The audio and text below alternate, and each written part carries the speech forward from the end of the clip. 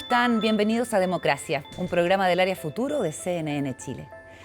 Nuestra democracia está herida y exangüe. Así lo muestra la última encuesta bicentenario de la Universidad Católica, que viene midiendo desde el año 2006 nuestras formas de relacionamiento en sociedad y la interacción que tenemos con nuestro sistema político. La última edición muestra un cuadro preocupante, donde las tensiones entre grupos antagónicos son fuertes. Surge entonces la necesidad de volver a hablar de tolerancia, un concepto que estuvo de moda a principios de los años 2000, pero que luego fue reemplazado por el concepto de respeto y posteriormente de inclusión y diversidad. Al parecer, toda el agua corrida bajo el puente, los fallidos procesos constitucionales, la permanente decepción de la ciudadanía con los políticos, nos tienen de vuelta en el punto de partida. ¿Cómo fomentar la tolerancia en medio del desencuentro y la hostilidad? Es una de las hipótesis de los investigadores de la encuesta que nos visita en este capítulo. Además, nuestras relaciones exteriores están tensionadas por episodios recientes con Venezuela y Argentina. Y tanto la región como el mundo están convulsionados y la propia idea del multilateralismo amenazada. Conversamos en el estudio con un diplomático experto en estas cuestiones para intentar un camino de reparación a tanto incordio. Comenzamos. Las ISAPRES están en crisis y hay más de 3 millones de afiliados que son parte afectada, como sabemos. En Democracia queremos llegar a la raíz del problema que podría provocar que las aseguradoras entren en insolvencia, además considerando que el próximo 12 de mayo vence el plazo de la última prórroga entregada por la Corte Suprema para que se concrete el fallo que las obligará a restituir los fondos cobrados en exceso a los afiliados. Veamos la nota de Miranda Aspe.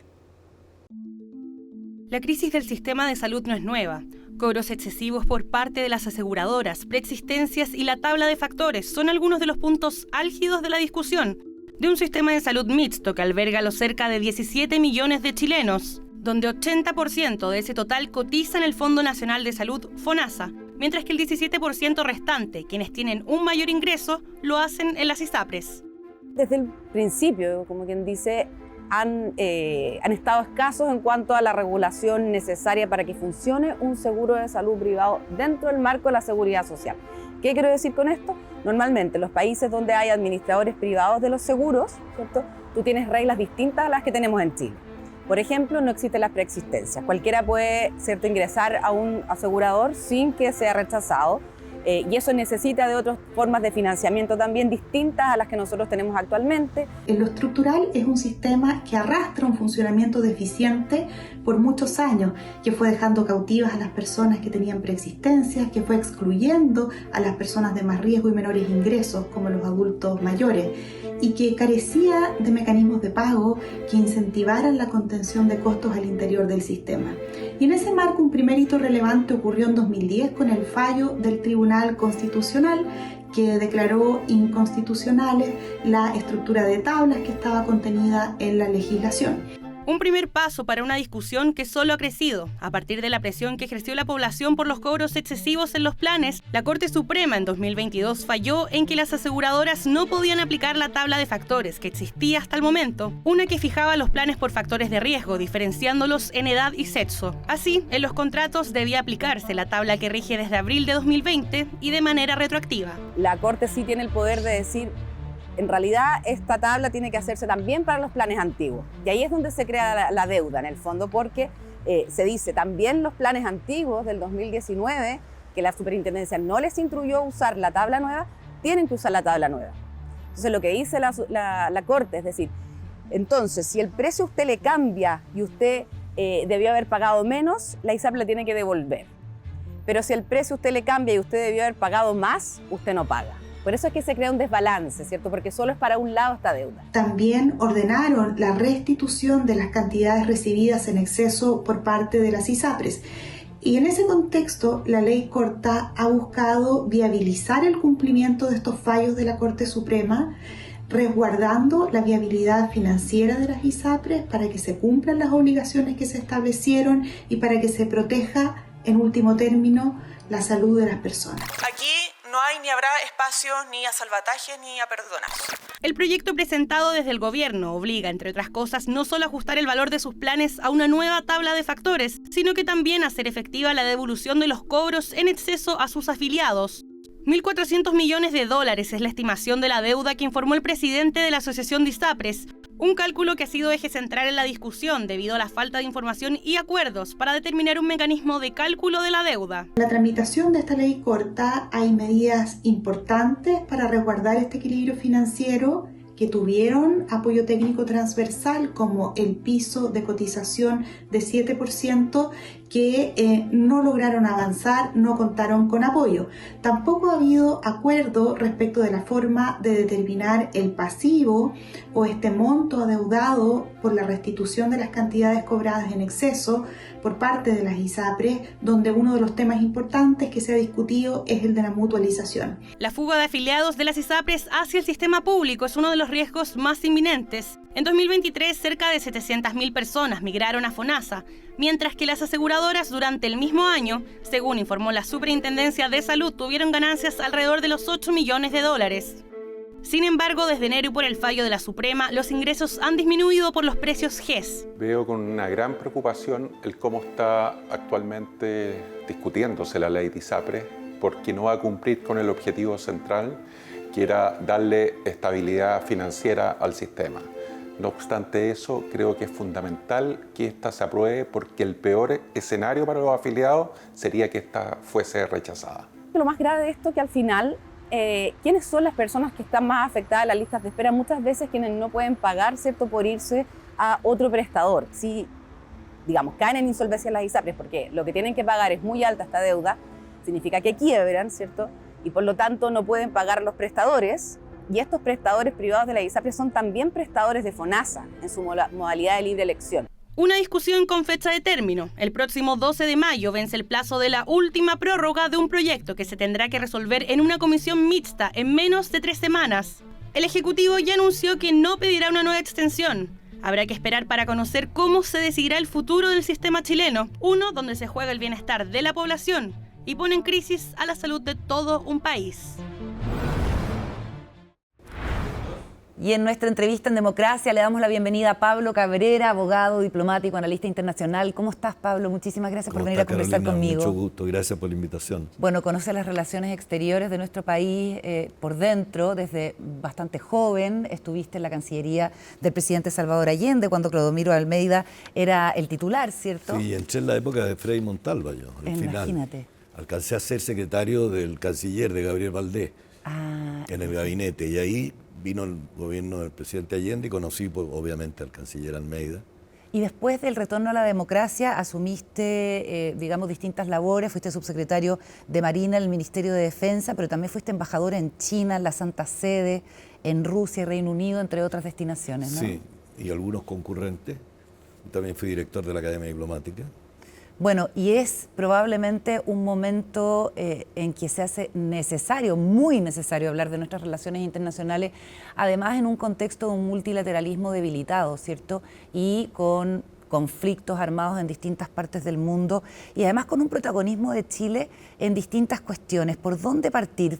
Hemos tenido meses de desencuentros con el embajador de Israel en Chile, me refiero al gobierno, acusaciones de que en nuestro territorio actúa Hezbollah, tensiones importantes con el régimen de Nicolás Maduro que tienen que ver con la agenda de seguridad y esta crisis migratoria y de frontera.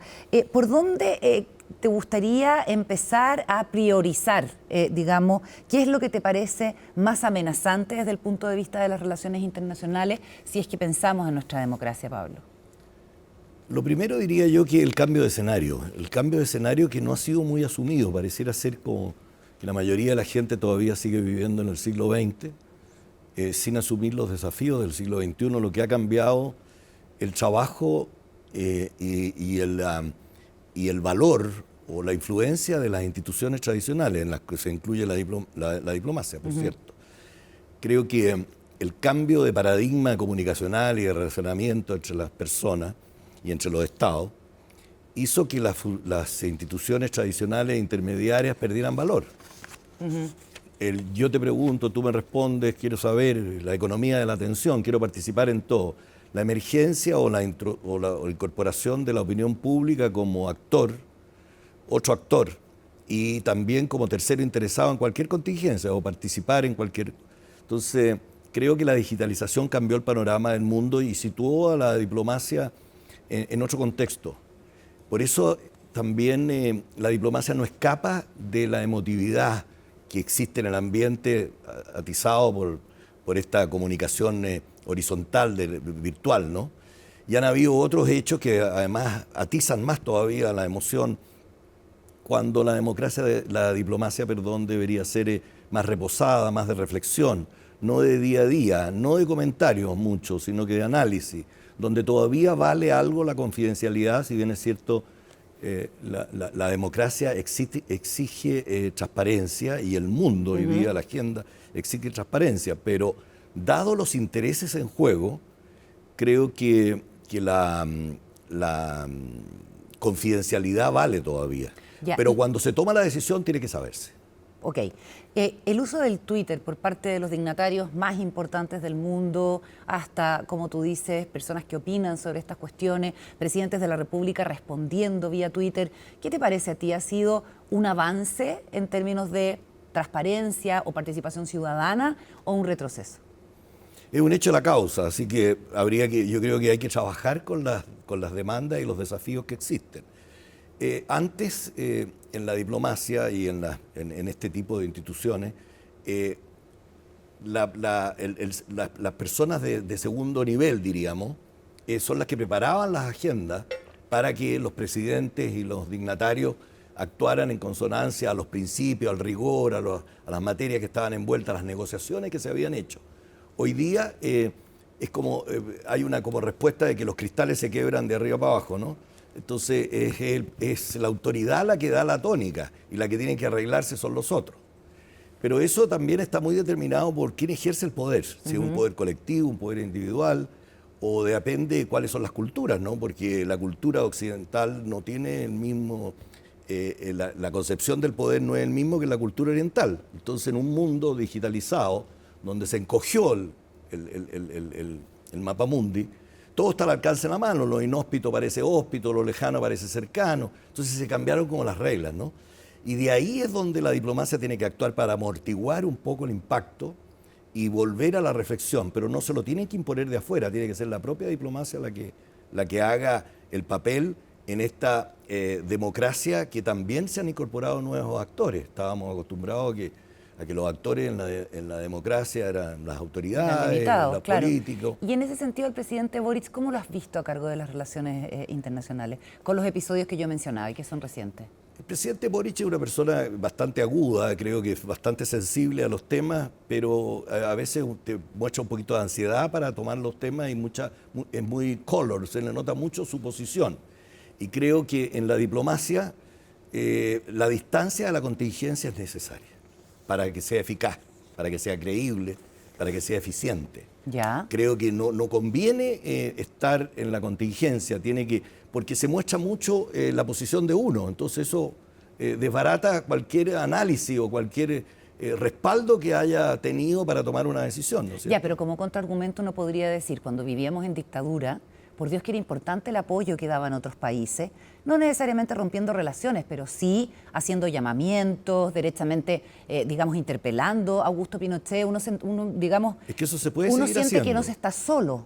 No, pero eso se puede seguir haciendo. Yo creo que hay veces que a veces se confunde. Yo creo que a veces se cree que se parte de cero, ¿no? La diplomacia es histórica, es tradicional, la historia cuenta mucho en la diplomacia. Sin historia no hay relato. Entonces el país no tiene relato. Y hay gente que a veces mira la historia con desdén, la mira y dice, no, la historia no, porque me va a complicar. Es como cuando yo te decía que quedarse en el siglo XX, no quiero yo aprender las nuevas tecnologías y no me innoven, porque innovar significa cambiar el curso de los acontecimientos y la manera de actuar, ¿no? Por eso el ADN del innovador es muy atinente al ADN del diplomático. Porque lo que pasa es que cambió el producto. El ADN del innovador primero tiene que conocer el producto para poder mover el statu quo y poder, ¿qué es lo que voy a hacer con el producto? Venderlo, promoverlo. Entonces, el producto hoy día es el mundo. Ya. No es solo el país. Pero sí hay un presidente que tiene la convicción de que en Gaza hay un genocidio.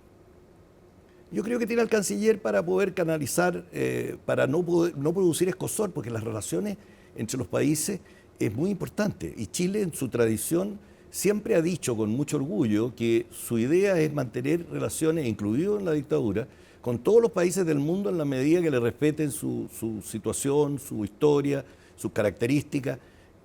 Pero hoy día eso también tiene algo relativo. Yo estoy de acuerdo contigo. El tema de no inmiscuirse en los asuntos internos de los otros estados, es bien difícil no inmiscuirse en los asuntos en globalización. Claro. Por si ejemplo, hay la invasión rusa a Ucrania, por ejemplo, también el claro, presidente pero ha tomado uno puede postura. decir las cosas sin inmiscuirse, pero a donde se inmiscuye naturalmente en los temas de medio ambiente, por ejemplo, los temas de salubridad, salud humana, etcétera, de seguridad humana, el derecho a proteger. Claro. Es cierto, pero cuando se es jefe de Estado y tiene instituciones y tiene Ministerio de Relaciones Exteriores, Ministerio de Relaciones Exteriores la gente a veces tiende a confundirse. El Ministerio de Relaciones Exteriores se llama Ministerio de Relaciones Exteriores porque principalmente su función se hace al exterior. Y al hacerla al exterior tiene que interpretar y conocer muy bien lo que sucede adentro. Por eso el diplomático tiene que conocer muy bien su país, a veces no pasa eso. Ya. Tiene que conocerlo geográficamente, de norte a sur, de este a oeste, con su historia, sus vicisitudes, sus personajes, su sociedad. A veces aparece como medio tirado las mechas, si me permite la expresión, que alguien diga, oye, es que a esa persona uno la conoce, y dice, ¿cómo la conoce? Bueno, porque uno es diplomático. No, a veces no la conoce personalmente, pero tiene que saber quién es. Se ubica.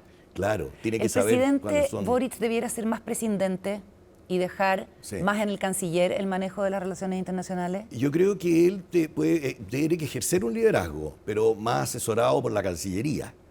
Y yo creo que la Cancillería, a veces las Cancillerías también tienen déficit. Y yo creo que todas las Cancillerías hoy día tienen déficit, tienen que ajustar a esto. ¿Por qué? Porque lo que necesita Chile, y ahí eso a lo mejor a tu pregunta puede ser correspondiente a lo que tú preguntas. Yo creo que Chile, en el mundo de hoy, en este mundo desordenado, que al menos hay que buscar ordenarlo y saber dónde uno está, hay que resetear el posicionamiento estratégico del país. Ya. Y yo creo que eso hay un déficit. Tenemos que saber verdaderamente dónde estamos ubicados, cuáles son nuestras fortalezas y tener consenso de nuestra fortaleza y cuáles son nuestras debilidades y tratar de neutralizarlas, las otras enfatizarlas, la fortaleza. Pero yo entiendo eso como una cuestión que es necesario alcanzar, que es como definir el rol que Chile, dibujar el rol que Chile debiera tener en este momento en el contexto internacional. Pero hay urgencias como lo que ocurre en Venezuela, la expulsión el tren de Aragua, las declaraciones del canciller, lo que dice Nicolás Maduro. Y ahí el presidente toma también harto protagonismo, ¿cierto? Y llama a informar al embajador. Mi pregunta con tu experiencia es, ¿fue un acierto o un desacierto reponer al embajador de Chile en Venezuela, que el último fue Pedro Felipe Ramírez después del gobierno de Michelle Bachelet?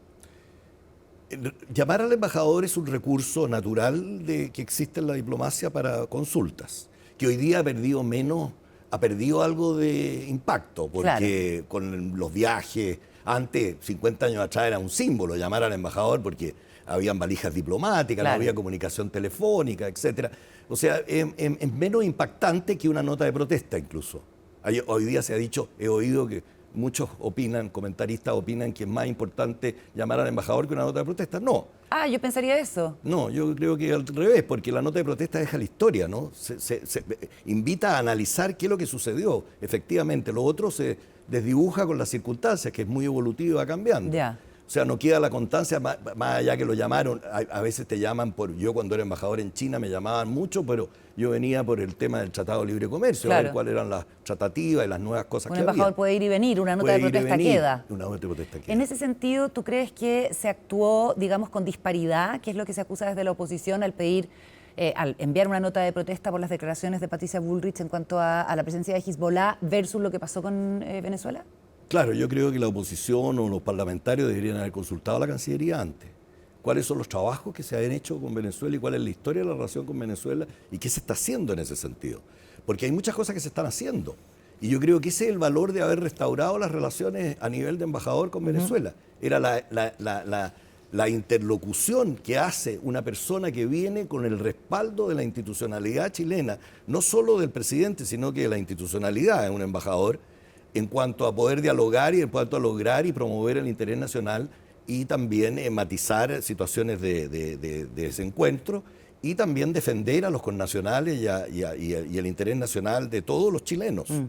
Entonces, hoy día el interés también, hay nuevos actores, hay nuevos temas. Antes eran solo los temas de la soberanía y los temas de los recursos naturales y la integración física, el movimiento de las personas. Hoy día pasa desde la astronomía, pasando a la seguridad alimentaria y la salubridad pública. Son temas también de la diplomacia. Entonces, comentar inmediatamente una situación, lo del Tren de Aragua es muy serio, es una vulneración de soberanía, en este caso, si es que se ha cometido este asesinato al exmilitar. Amerita que el embajador venga, que converse cuáles son sus contactos allá, qué es lo que ha sabido y qué es lo que ha recabado, y poderlo hacer más allá de la diferencia, porque la pantalla a veces puede tener hasta torpedos, ¿no? Uno puede conversar un poquito más. Yo creo que la presencial en diplomacia es esencial cuando las habilidades blandas de las personas cuentan, ¿no? En lo que se refiere a la disuasión, al convencimiento, a la capacidad de percepción o de entrega de información o de entregar una asesoría para tomar un curso de acción, muy importante. Pero otra cosa son los parlamentarios. Yo creo que aquí se confunde a veces la diplomacia. La diplomacia no tiene calificativo. Y aquí por muchas razones, pero la diplomacia es más silenciosa, no siempre no tiene que estar saliendo a la contingencia, a conversar. Se habla de diplomacia parlamentaria, diplomacia militar, diplomacia cultural. No, esos son parte del árbol de la diplomacia. La diplomacia es un árbol muy añoso, donde el tronco es la Cancillería. Y en lo elemental, ¿por qué es importante para la democracia la diplomacia? Bueno, porque la diplomacia hoy día, más todavía. ¿Por qué? Porque el común de la gente, la comunidad, debe incorporarse, y ha de incorporarse como contribuyente o también coadyuvadora a la labor diplomática. Las comunidades nacionales en el exterior deberían ser utilizadas por las embajadas, pero con mucha asiduidad y con mucha periodicidad. Deberían ser parte de la embajada, pero no de toma de decisiones, como estaba hablando yo de lo de la opinión pública. Uno no puede actuar en diplomacia, menos en Cancillería, al ritmo del periodismo, por ejemplo. El periodismo a veces es quién tuvo más clic. Y quién tuvo más clic, quién tuvo mejor título. Pero no, pues la Cancillería justamente no debe buscar los clics, debe buscar justamente el interés permanente. Y tú dices incorporar a las comunidades nacionales en otros países. Por supuesto, la diplomacia ciudadana. Para distintas acciones y qué sé yo. A tu pregunta inicial, yo diría que ese es el gran cambio. En democracia es la diplomacia ciudadana, la participación y también, ojalá, oír a las periferias. La diplomacia era muy elitista, tradicionalmente. Claro. Entonces, al ser muy elitista, era muy centralista también. Comunicación con el poder, poniendo en Chile la moneda, el Senado, la Cámara de Diputados, el Poder Judicial, un poco saber, pero hoy día se han incorporado todos. Entonces, el hombre de a pie se incorpora y ojalá las periferias. Y otro fenómeno que está pasando es ciertos discursos políticos extremos que desdeñan de la comunidad internacional, critican a las Naciones Unidas, dicen que los objetivos de desarrollo sustentable del 2030 de la ONU son pura ideología. ¿Cómo ves este como disvalor o esta como campaña de desprestigio a lo que es el multilateralismo por cierto sector político? Bueno, porque el multilateralismo, bueno, eso es muy malo, pero yo creo que ahí está la labor de la difusión, ¿no? El mensaje que hay que transmitir. Yo creo que la diplomacia está muy subvalorada por la opinión pública en general. Yo creo que ha sido por culpa a veces de la propia diplomacia o por los hechos y las circunstancias de que a veces se requieren soluciones inmediatas. La gente está pensando, aquí hay una oposición entre percepción y realidad. Se trabaja en la realidad, pero la gente actúa por percepción. Y eso no lo puede hacer la diplomacia. Entonces tú dices, de repente la opinión pública considera que esto se pierde el tiempo, se pierde plata, sí, ese tipo de consideraciones. No, plata no se pierde porque tiene poca. La diplomacia siempre ha tenido poca plata y es uno de los déficits para que el país responda a lo que verdaderamente es. Chile es un país que tiene, yo he participado estas últimas 2 semanas, he estado en situaciones donde he oído muchos extranjeros, en el marco de CESCO, en el marco de reuniones de cámaras de comercio de Italia, América Latina, he estado participando, y la imagen de Chile es muy buena. La imagen de Chile en cuanto a su institucionalidad sigue siendo buena, más allá de los percances y las anécdotas y las circunstancias a veces que van disminuyendo la imagen en alguna cosa. Pero lo que pasa es que tuvimos una época que fuimos llenando este neumático de tractor, que para llegar a ser duro se demora, ¿no? Y también para que se note desinflado también pasa mucho tiempo. Claro. Hay otros países que lo están llenando y lo están llenando, entonces están más rápido que lo que ya hicimos nosotros. Ese es un valor, y la diplomacia ha prestado una contribución a eso, a la imagen de Chile, a la participación de Chile, a la difusión de Chile. Pero a veces la diplomacia es como que lo consideran como unos empleados, por culpa de algunos diplomáticos, no de todos, pero como algunos empleados, eso es la pega, nosotros somos los políticos, los que tenemos las ideas, los que podemos sentir el pulso de la política y el pulso de los políticos del otro lado. Y no es así, la diplomacia no es así porque tiene que tener justamente distanciarse de la contingencia. Distancia. Lo último, porque se nos acaba el tiempo, tú fuiste embajador en China, es un país que conoces bien, y lo que vemos de China es que es el gigante comercial por excelencia, nuestro principal socio comercial, por cierto, pero que a veces actúa de manera abusiva, ¿cierto?, dentro de las reglas del comercio internacional. Y como que nadie se quiere meter con China por razones obvias. Algo de eso hemos visto en el tema de las salvaguardas, del acero, del dumping, en fin. ¿Cómo lo analizas tú por la importancia estratégica que tiene para Chile? Qué buena pregunta, porque antes todos querían meterse con China.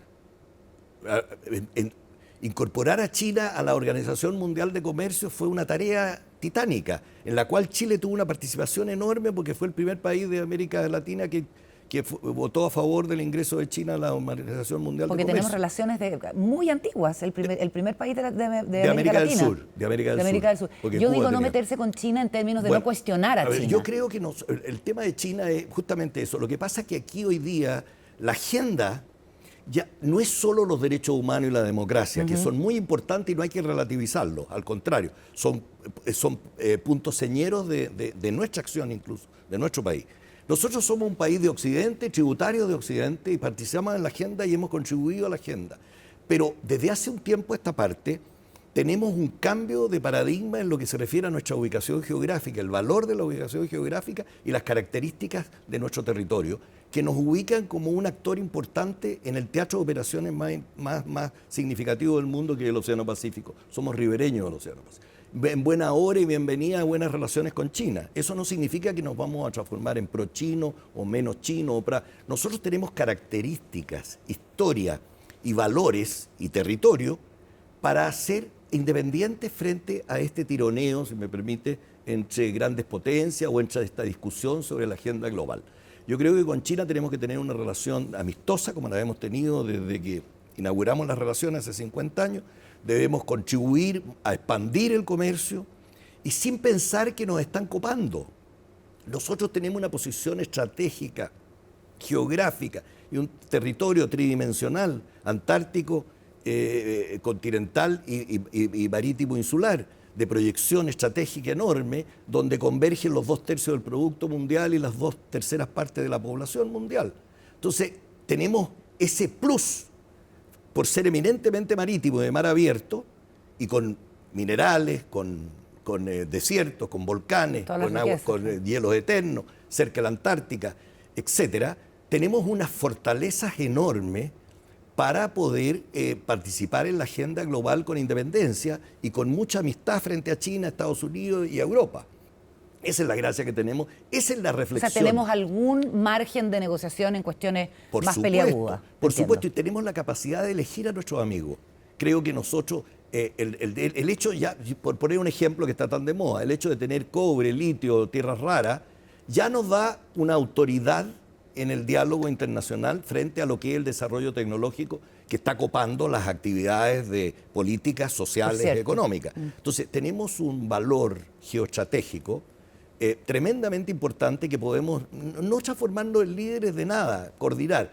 Y con China, a tu pregunta, yo creo que nosotros pedimos ser miembros de la nueva franja de la ruta. Y yo creo que por la ubicación geográfica que te estoy explicando, cualquiera sea la conformación de la franja de la ruta, cualquiera sea la relación de China con otros sectores del acontecer, dada nuestra calidad y la capacidad de ser independiente, vamos a ser siempre un anillo del cinturón. Podemos estar más cerca de la cintura o siempre lejos. cerca de la cintura o más lejos, de acuerdo a cuál es la circunferencia de la ruta. De la ruta, entiendo. Y eso es importante. Pero eso no significa que nuestra relación con Europa es una relación histórica, estratégica y que desde el punto de vista territorial y de ubicación tiene mucha significación.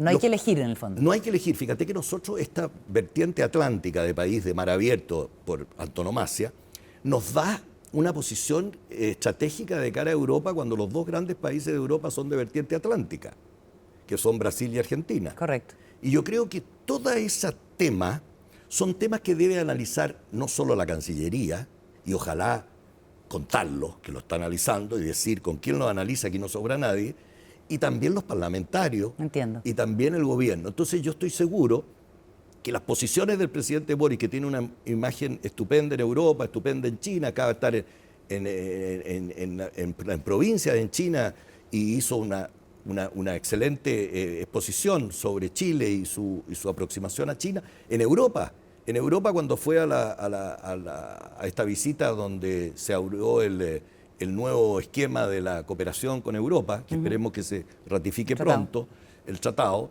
de la Unión Europea. Hoy día venía en el diario que a lo mejor se postergaba, supongo que serán por cosas de estudio del programa nomás, pero creo que le dijeron que Chile era un centro de atención de Europa y un socio importantísimo estratégico, y además le agregaron que éramos un país bendito por la naturaleza, cuando los temas principales son el cambio climático, son la supervivencia de la población y el hidrógeno verde, la tecnología.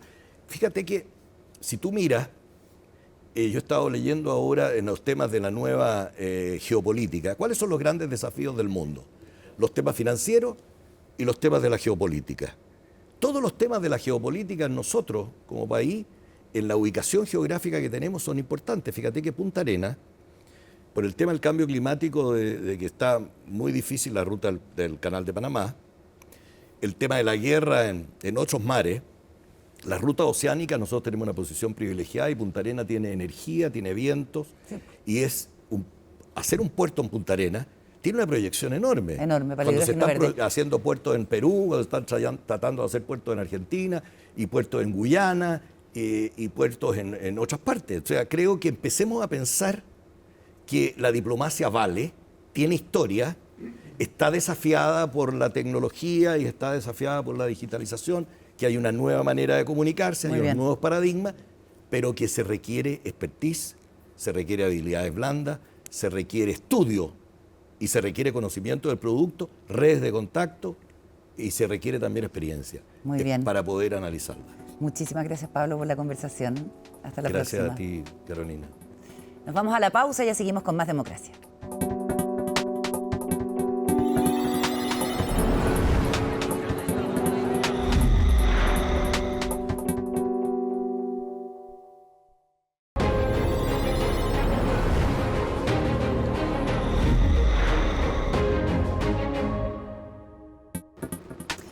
La encuesta Bicentenario se realiza desde el año 2006 y en su última versión entrevistó a 1.500 personas mayores de 18 años entre octubre del 2023 y febrero del 2024. Esta encuesta, a diferencia de otras encuestas de opinión pública, entra en asuntos que podríamos decir son mucho más comprensivos de la realidad de las personas y de nuestra sociedad y la convivencia, sobre todo en nuestro país. Así que tenemos mucho que analizar con dos de sus encargados, Ignacio Irarrázaval, director del Centro de Políticas Públicas de la Universidad Católica y encargado de la encuesta Bicentenario. Buenas noches, Ignacio. Muy buenas noches, muchas gracias por la invitación. Y Héctor Carvacho es profesor de la Escuela de Psicología de la Universidad Católica, investigador de esta encuesta, además de investigador del COES. Una de las cosas que llamó la atención en esta edición es el aumento de la conflictividad entre grupos, digamos, que se oponen, izquierda y derecha, mapuches y chilenos, y el tema de la inmigración también aparece con harta fuerza. Pero ustedes que la conocen tan bien y cada uno con su expertise un poco más desarrollado, ¿qué dirían que es lo más significativo de los resultados de esta edición de la encuesta? Héctor, parto contigo. Sí. Yo diría que hay dos cosas importantes. Temas como los que tú mencionas y algunos que podemos profundizar sobre expectativas, están en niveles históricamente dramáticos, digamos, como la percepción de conflicto en algunos de los ámbitos están muy altos, algunos de los ámbitos de las expectativas de cómo se valora la sociedad en general están muy bajos.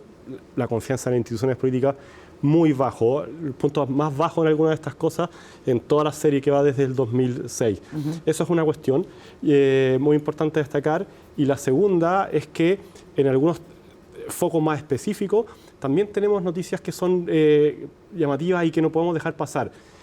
Tenemos un foco en cuestiones de tolerancia. La tolerancia a personas que piensan distinto está aumentando a niveles muy fuertes. La intolerancia. La intolerancia.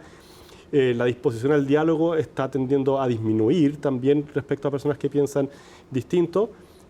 Y eso se complementa también con una atención bien dramática a temas relativos a la seguridad pública y a cómo el tema de la migración se ha vinculado muy estrechamente en la percepción pública con los temas de seguridad, y eso ha despertado también una sensación de alarma, digamos, en nuestra sociedad. Yo diría que esos son titulares fundamentales de los hallazgos de este año. Y una cuestión importante para la cohesión social, Ignacio, y por ende para nuestra democracia, que es el nombre de nuestro programa, es la confianza interpersonal y la confianza también en las instituciones, que viene, digamos, a la baja hace muchos años. ¿Qué indica la encuesta respecto de eso? Lamentablemente la encuesta muestra que las instituciones políticas, es decir, el gobierno, los partidos políticos y el Parlamento tienen un nivel de confianza institucional muy bajo. Nos preocupa este año que haya una caída significativa, más baja todavía, de los tribunales. Es importante eso porque los tribunales de justicia son los que ponen en marcha, si tú quieres, el Estado de Derecho. Entonces eso es bien preocupante. Entonces hay una caída fuerte en el caso de los tribunales de justicia. Hay sí un surgimiento de la confianza en las instituciones armadas, tanto Fuerzas Armadas como Carabineros, pero el panorama general es de baja confianza, y siempre es importante acordarse que la confianza no es una cuestión sentimental, la confianza también es la disposición a colaborar. O sea, si yo no tengo confianza en el gobierno, si yo no tengo confianza en los tribunales de justicia que van a proveer justicia, mi disposición a colaborar es baja, mi disposición a involucrarme en los procesos.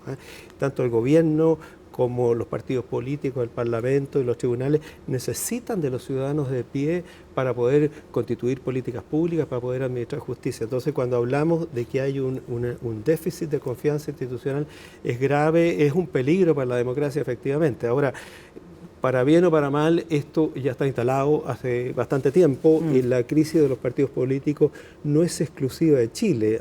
O sea, la crisis de los partidos políticos está en todo el mundo, pero claro, es preocupante para nosotros el hecho, como te digo, que no repunte la confianza, y la confianza interpersonal también es bastante bajita en términos de confianza en las personas. Entonces, ese escenario no es muy promisorio para efectos de la democracia, que es la pregunta grande de este programa. Sí. Claro, gente que no conoce a ninguno de sus vecinos, que creo que es como un 20%. Efectivamente, eso tiene que ver, lo ponemos nosotros en cohesión social. Eso también es complicado porque efectivamente si tú comparas la cantidad de amigos que tiene, la cantidad, cuánta gente conoce a sus vecinos, incluso las cifras que tenemos aquí para el caso chileno son más bajas que lo que puedes observar en Estados Unidos y otros países.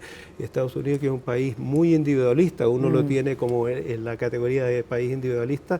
En Chile la cantidad de amigos es bastante más baja que eso, entonces eso es preocupante. Y volvamos al tema de la tolerancia, Héctor, de esta intolerancia, de esta hostilidad, que es cosa uno de abrir los ojos y verla, ¿cierto? Es una cosa que se siente habitualmente. Yo me acuerdo que a principios de los 2000 se hablaba mucho de la necesidad de tolerar al otro, ¿cierto? Y después ese concepto más bien mutó a respetar, porque tolerar es como hacer un esfuerzo sobrehumano, digamos. Luego respetar y después también incluir, como que veníamos evolucionando en esta materia respecto del relacionamiento entre nosotros, y ahora tuvimos una involución bien notoria. No sé si compartes, si es que hay como datos respecto de esta mayor conflictividad social y mayor hostilidad, y en ese sentido, ¿cómo se puede fortalecer la tolerancia para volver a iniciar el camino? Sí, aquí se mezclan varias cosas. La tolerancia es como la última línea, ¿cierto? Cuando lo demás ha fallado y uno dice, en la sociedad hay grupos que tienen que convivir aunque no se gusten, lo único que nos queda es la tolerancia, porque lo que viene después de eso ya pasa a ser más destructivo, ¿cierto? Claro. Idealmente uno debiese trabajar para construir sociedades más inclusivas, con más respeto, etcétera. Pero sabemos que en la medida en que las sociedades se polarizan, se va corriendo la barrera y la tolerancia es un poco lo último que nos queda. Y en ese caso, ¿cierto? las noticias que tenemos, esta es la segunda vez que lo medimos hace como 4 años atrás, es que los niveles de intolerancia aumentaron. El modo en que lo preguntamos, es difícil preguntar por tolerancia, porque hay mucha desigualdad social detrás de esa pregunta. Entonces les pedimos a las personas que indicaran alguna persona que represente como a un tipo de persona de la sociedad, que serían aquel tipo de personas que menos les gusten, ¿cierto? Yeah. Personas que representan tal vez extremos en alguna visión de mundo, etcétera, pero podían elegir libremente personas muy distintas, y les preguntábamos si estarían dispuestos a que una persona como la que eligieron tenga una columna o sea panelista de un medio de comunicación, sea profesor de educación básica, o pueda ocupar cargos públicos. Y 2/3 de las personas dijeron que no estaban dispuestos a que estas personas que eligieron, y estamos hablando de personas todas que están dentro del marco de la ley, digamos, no sé cuántas personas que están como fuera de la ley. O sea, cancelados de alguna manera. Claro, y lo otro que le preguntamos es qué tan dispuesto está a hablar sobre temas sociales con una persona de ese tipo, y la mitad de las personas dijeron que no están dispuestos ni siquiera a conversar con una persona que represente estas visiones opuestas. Si lo miramos como la mirada más amplia, esto se ha visto reforzado por otros procesos sociales como más macro, por ejemplo, la prominencia de las redes sociales y el consumo de medios a través de estas plataformas que tienen algoritmos, hacen más probable que nuestras interacciones cotidianas sean con personas que piensen muy parecido a nosotros y que tengamos menos acceso a estas visiones distintas que eventualmente antes teníamos en las salas de clase, en las universidades y en otros espacios públicos donde uno estaba obligado a convivir. Ahora tenemos más posibilidades de convivir con personas que se parecen mucho a uno, y eso limita la experiencia de convivir con el distinto y de crear herramientas que permitan dialogar. En el fondo, ese camino es súper importante. Y evidentemente la pandemia, en que todo nos recluyó, agudiza esa sensación de, bueno, ¿con quién me quedo? Con aquel que se parece, y eso hace mucho más difícil construir estos puentes. ¿Cuáles son los riesgos que esta situación presenta y cuáles podrían ser algunos de los caminos de solución? Lo hablamos al regreso de la pausa con Héctor Carvacho e Ignacio Larrazábal de la encuesta Bicentenario.